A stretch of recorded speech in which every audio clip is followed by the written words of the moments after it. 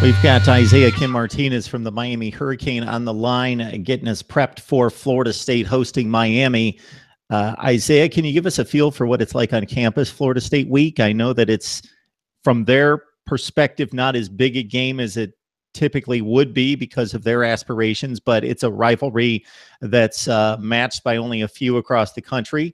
I don't know where you're from, but within the state of Florida, can you give us a feel for how big this one is?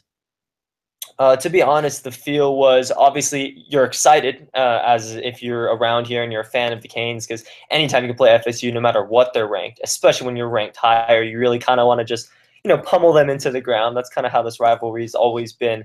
But even more, there's been this little kind of, I wouldn't say fear, but this kind of thought in the back of their minds, especially before the Wake Forest game, like, oh, like if they go 0-3, they lose to Wake Forest, they might seek out their revenge against us, type of thing, like worried that they would carry some momentum at home. And you can't imagine a team like Florida State going 0-4 or going 1-3. So just that thought in the back of your mind that when you play a team that almost has been on a roll, you almost feel like you can be that surprise team. But on the other hand, if a team's been on a drought or a team's been really struggling, you don't want to be that team that they finally figure it all out against. Florida State, what if they figure out the defense and they suddenly have a dominant performance against Miami? So I would say the fans here are definitely confident going in, but they also are kind of preaching that let's not be complacent type thing.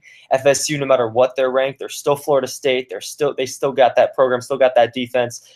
So don't go in there thinking just because of their season so far that it's just going to be Miami dominant and suddenly you get punched in the mouth because they figured it out one game and they caught you by surprise. So it's almost been this excitement, but also let's make sure that we take care of business as if they were ranked in the top 5 still. There's no question. To your point, it's a wounded team physically, of course, mentally, emotionally. They had aspirations to vie for a college football playoff, and those have been squelched within 2 weeks of playing. And suddenly they're the wounded team. They're the down team. They're the team that's striving for respect and to make a statement.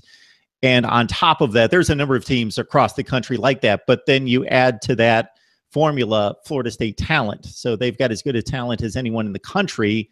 It's just somewhat circumstantial that they're in this place, and faced Alabama the first week as well. So it's been the imperfect storm, I guess, for them in a lot of cliches and puns that you can wrap up in that one. But here they are, and nobody wants to play them down the stretch. And Blackman, it should just get better and better and better. And then they've got all the NFL athletes all over the place. So they're going to be a tough out for anybody down the stretch. Clemson's coming for them sometime in late October, November. But yeah, for Miami, it's a Florida State, and whoever's on top in the rivalry in regards to rankings and position nationally and within the ACC is always got to beware. All right, Isaiah Kim Martinez from the Miami Hurricane. We appreciate Isaiah, you jumping on here, helping us set up a Miami, Florida State, giving us some Hurricanes coverage, because people want to hear about Miami football. So we try to deliver as much as possible. So we appreciate you helping us out. No problem. Anytime.